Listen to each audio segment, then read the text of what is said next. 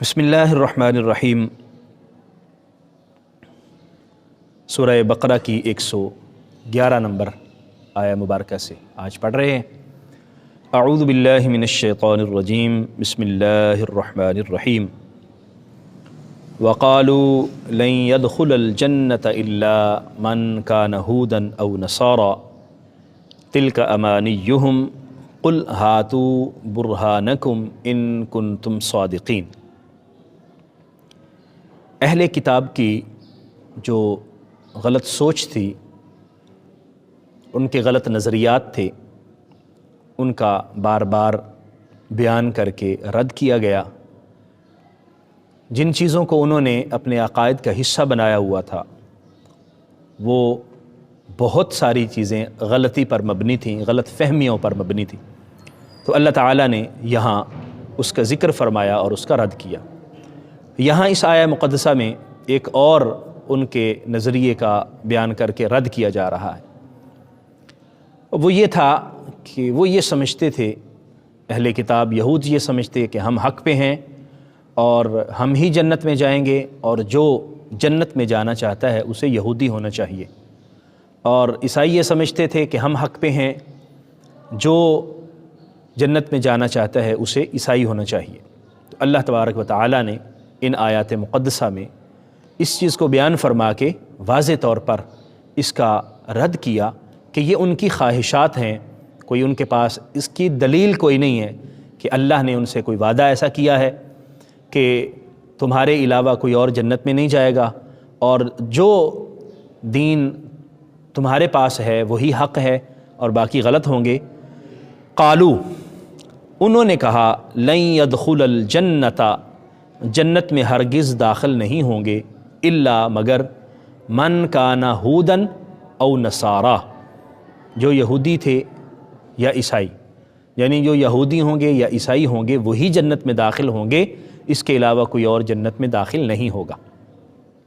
تلک امانیہم، یہ ان کی خواہشات ہیں، یہ ان کی جھوٹی تمنائیں ہیں جو ان کے ذہنوں میں پنپ رہی ہیں اور جن کو انہوں نے اپنے سینوں میں پال رکھا ہے اور اس کو اپنے سینوں سے لگایا ہوا ہے۔ حقیقت کے ساتھ اس کا کوئی تعلق نہیں ہے۔ قل، محبوب نے فرما دیجئے، ہاتو برہانکم، لاؤ تمہارے پاس کوئی دلیل ہے، ان کنتم صادقین، اگر تم سچے ہو، یعنی اگر تم اپنے اس قول میں سچے ہو، اگر تم یہ سمجھتے ہو کہ تم درست بات کر رہے ہو اور تمہارے علاوہ کوئی بھی جنت میں داخل نہیں ہوگا، تو اس کی دلیل کیا ہے؟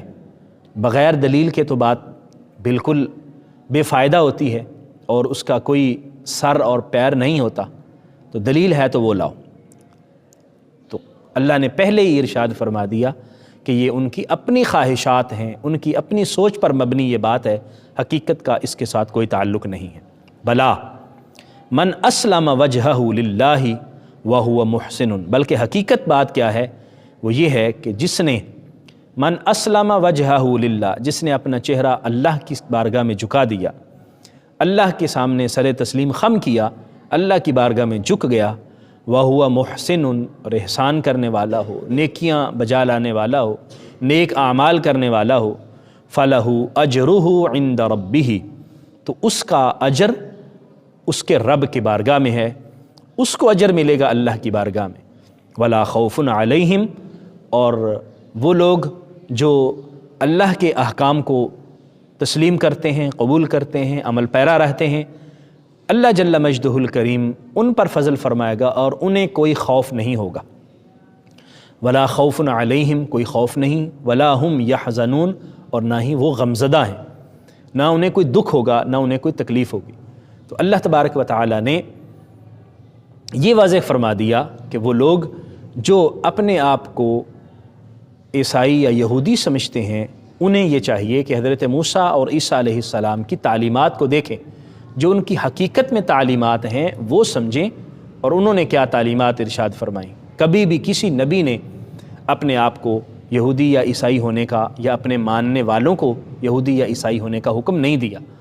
حضرت ابراہیم علیہ السلام سے لے کر، چونکہ حضرت ابراہیم کے بعد حضرت یعقوب علیہ السلام کی اولاد یعنی حضرت اسحاق کی اولاد میں سے حضرت یعقوب اور حضرت یعقوب کی اولاد باقی بنی اسرائیل سارے آئے، اور حضرت موسیٰ اور عیسیٰ علیہ السلام اسی میں سے تشریف لائے۔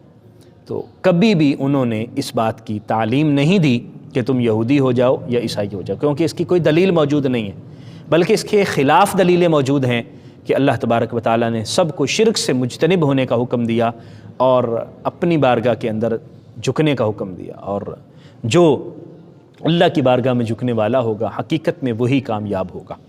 ان آیات مقدسہ سے ہمیں یہ علم ہوا کہ ہم خام خواہ یہ دعویٰ نہ کریں کہ فلاں جنت میں داخل ہوگا، فلاں جنت میں داخل نہیں ہوگا۔ ہاں، جنت میں وہ داخل ہوگا جو اللہ اور اس کے رسول صلی اللہ علیہ وسلم کی تعلیمات کو ماننے والا ہوگا۔ کسی کا غلط نظریہ ہے اس کو بتانا چاہیے، غلط فکر ہے اس کو اس سے آگاہ کرنا چاہیے، اور جھوٹی خواہشات کو اپنے ذہن کے اندر جگہ نہیں دینی چاہیے، بلکہ نیک اعمال کی طرف کوشش کرنی چاہیے۔